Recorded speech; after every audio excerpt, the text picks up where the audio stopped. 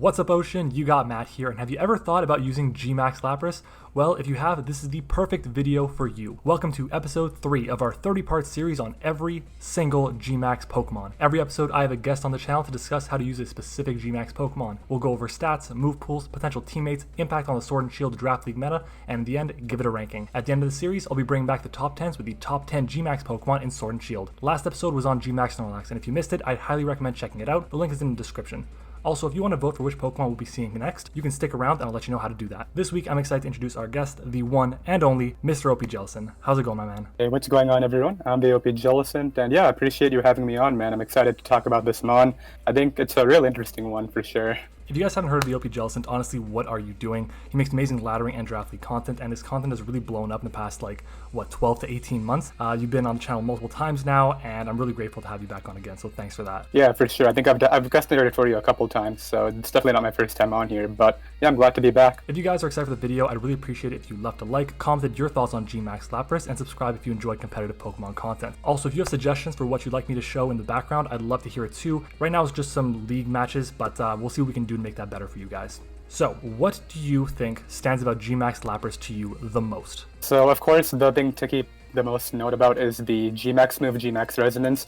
I think a really unique characteristic is the fact that you can optimize your defenses by setting up Veil while still maintaining offensive momentum by being able to hit very hard. I believe GMAX Resonance's power is over 100, so it's definitely not going to be an easy attack to take, but you also have to keep in mind, once the Veil is up, alternative win conditions are a thing, which, sort of dives into the teammates, but yeah, definitely GMAX Resonance is the big one.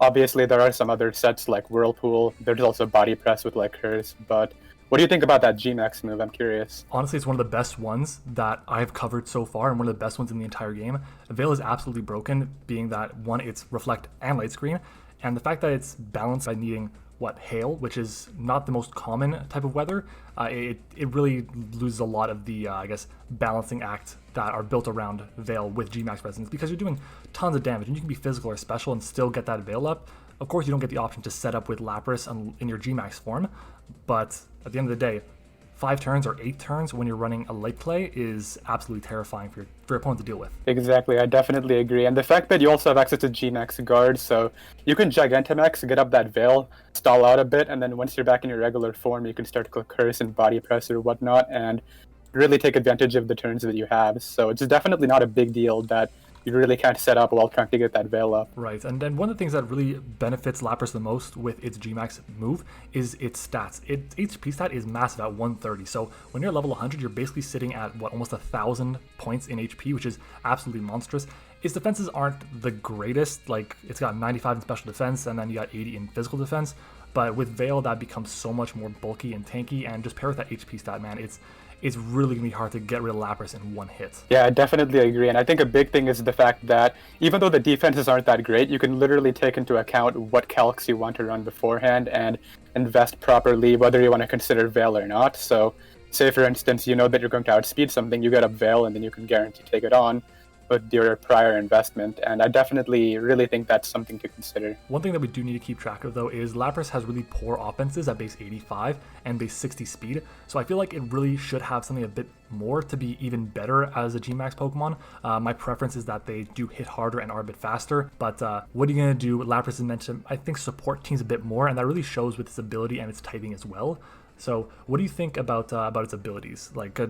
We'll switch gears to that, because it's got 3 abilities. Obviously, there's one that stands out above the others, so I'll let you take over for that. Well, obviously, Shell Armor is probably the weakest pick right here, but the one that I really want to talk about is the Water Absorb, because obviously it does naturally resist water, but we all know there's some really strong water types during this generation, Barraskewda, Dracovish, and I really think that, especially when you consider the Veil and the pretty okay defensive stat, I don't think it's that horrible. You should be able to take those on in theory, and I definitely like the ability to basically hard counter waters. While the Water Absorb is useful in the sense that it can defensively check them, when you're trying to offensively pressure them back, it definitely isn't the best situation, but Alternatively, if you can set up before the veil goes up, or you're able to Gigantamax, then you can hit very hard and really 1v1 a lot of those water types. So Absolutely. I think Water Absorb is great. What do you think are some of the best types of partners that you would pair a Gigantamax Lapras with? Well, when you consider Gigantamax Lapras' big weaknesses, obviously, bulky waters we did just mention are probably one of the better responses. However, once we do get that, I think like really strong electric types, for example, Tuxtricity, Zeraora, are really going to shine. In terms of what other types GMAX Lapras would definitely struggle with, I mean, if you mispredict, the grass types can be annoying, but I think the biggest grass type to keep in count is Ferrothorn. So really anything that can pressure Ferro on momentum is going to be very good. Yeah, honestly, I think mons with a lot of momentum are important, and I think that goes for every single Gigantamax Pokemon because you really want to take advantage of the 3 turns that it gets. But something like a really strong Wall Breaker really allows Lapras to be the finisher that it kind of would like to be in some instances, because Water and Ice is a pretty good typing. I mean, Water is like one of the most common typings there are. Ice is very good offensively. So something I'm thinking like Conkeldurr, wow. Gengar, Libero, Cinderace would be absolutely incredible to pair with these because one, Cinderace does get the U-turn, and Gengar and Conkeldurr can just really break things on the physical or special side, and Lapras is a pretty good mixed Pokemon, so you can take advantage of breaking on both sides there. Exactly, and I think the one other big thing to consider regarding teammates is the Pokemon that can actually take advantage of Aurora Veil. So set up sweepers. If Lapras isn't going to do the job, you can obviously even switch out your Gigantamax behind Veil and then really just set up with something else and have a lot of fun. So you don't necessarily need to have wall breakers that Lapras can provide momentum into. I think just having any sort of late game cleaner is going to be beneficial as well. Yeah, and there's 2 other things I want to bring up for partners. I like Toxic Spike support on Lapras because it is not the hardest hitter, so you really want to get rid of as much HP on your opponent's side of the field as possible, and as well as good hazard removal. You don't want to take 25% from rocks. You don't have to be forced to run heavy duty boots. So if you can get something like the Rotoms, an Excadrill, Serena, that would be a really strong option for you as well. Yeah, I definitely agree. And going back to T-Spikes, I really think that that's even better when you're running such like Curse Body Press, because you can wear them down while simultaneously setting up and put them in range. So even when you have like Ice Shard to take advantage of that, I think Curse Ice Shard is actually decent because while you're obviously very slow, you boost up your attack stats. So if you do have T-Spikes up, maybe you can pick a couple Pokemon off with that priority. Obviously, this is after your Gigantamax wears off, so that's something to keep in mind here too. For sure. Now, you did kind of list some of the moves there. What do you think are some of the moves that stand out the most? You've mentioned Curse and Body Press already, but is there anything else about Lapras' coverage that just is really glaring to you? Well, I was looking through its move pool right here, and the one thing that it didn't really stand out to me as like a super great set, but it can be kind of niche, is Whirlpool plus Perish Shock. You can actually 1v1 a decent amount of the metagame that Lapras normally wouldn't be able to offensively take on. So if you are able to trap the opponent, especially with T-Spikes up, I think Perish Shock, if it's not able to do the job, the T-Spikes will ideally put them in range of everything anyway. Yeah, that's a really fun set. Not fun for your opponent, but fun for you as the user. But yeah. One thing I do like to point out is Dragon Dance.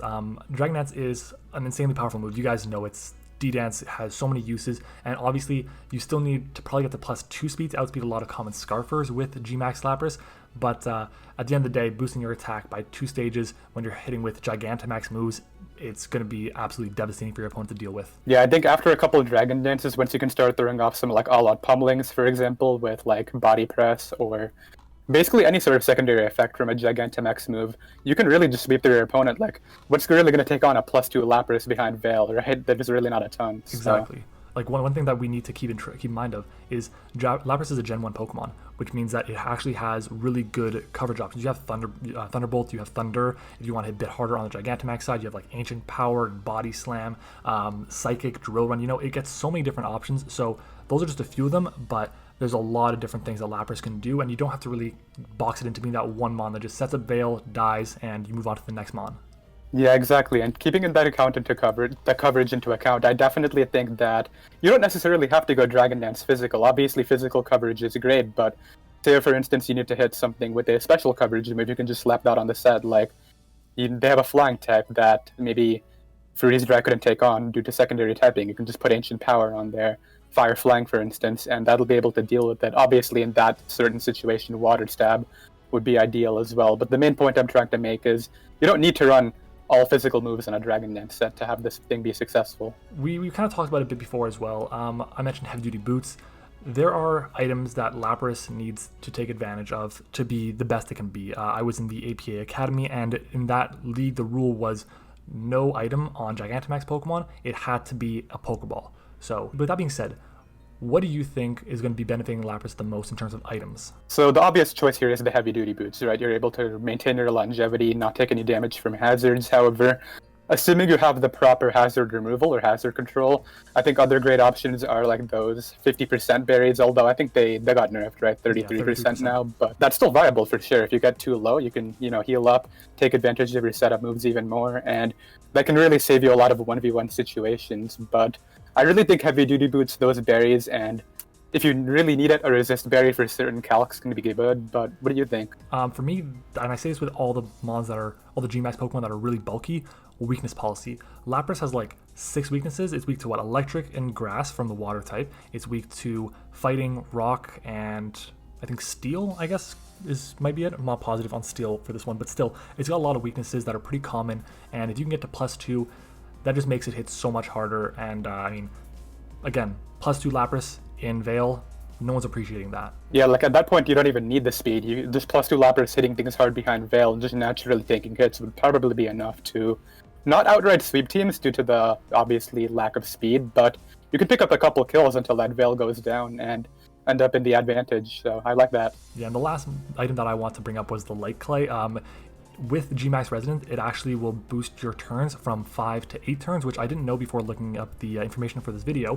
So that's pretty cool. Obviously, it's kind of niche, but if you really want to get the most out of Lapras while still allowing your Pokemon in the back to set up, then it's a really solid item. Yeah, for sure. I definitely agree with that. I was about to point out how those extra Veil turns can give you the opportunity to just set up with Pokemon that you have in the back, whereas if you only had 5 turns of Veil, if assuming you're setting up the Veil the first time you're in with your Gigantamax, then assuming you're wasting 2 turns, those Pokemon in the back probably aren't going to get to take advantage of it as much. Right. Well, we're nearing the end of the video, so I need to ask you, where would you rank Lapras on a scale of 1 to 10? 10 being the best, 1 being the worst.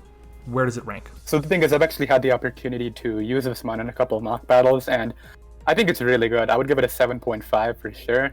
Just that Veil support alone, being able to allow other Pokemon easy setup opportunities, really makes it shine. But what do you think? I would give it about a 7. I don't think it really deserves much higher than that, because to me it really is a support Pokemon and not like the all-out attacker that I really want my GMAX users to be. My experience with GMAX mons are kind of limited in certain instances, like I've used Gengar, Hatterene, Alchemy, and I think that's it actually. So those mons were mostly I can set up something and then break a team because they were either a bit faster or had Trick Room. So it doesn't do what I want to do, and that's why I'm giving it a 7, but I can definitely see it going up to at least an 8, maybe an 8.5. Yeah, I definitely agree. Maybe I was being a bit too generous, but the thing I've noticed with Gigantamax Lapras is it's one of those Pokemon that are just very hard to revenge kill, especially once that Veil goes up. It's really not happening in one hit, whereas a lot of other Gigantamaxes have one glaring weakness that generally will be their downfall, like whether it's one particular typing or one component. Lapras really doesn't die in one hit ever, so you can really take advantage of that. For sure. Well, you heard what we think. I want to hear from you now. If you're watching this video, comment what is your favorite or least favorite thing about GMAX Lapras or the GMAX mechanic in general. I'd love to read your responses. But that's going to be it for now. Hopefully you've learned more about how to use GMAX Lapras. If you enjoyed the video or learned something new, make sure to like the video and subscribe to the channel for more competitive Pokemon videos. If you'd like to vote on which Pokemon we'll cover on episode 5, click on the straw poll link in the description or in the comments. The link expires in 2 days from when this video goes up, so get your vote in while you can. Sohan, I really appreciate you coming on the channel. Why don't you let the people know where they can find you? Yeah, I appreciate you having me on, man. If you want to check my stuff out, obviously my YouTube, if you're into like Showdown Live, is youtube.com/OPJellicent. And besides that, I have a Discord and Twitter, which I think Matt will make sure to link down below. I'll provide him those. Well, again, make sure to go check out my good pal, the OPJellicent. High quality Pokemon content if you enjoy that kind of stuff. Thank you all for watching. I hope you enjoyed the video, and we'll see you on the next one.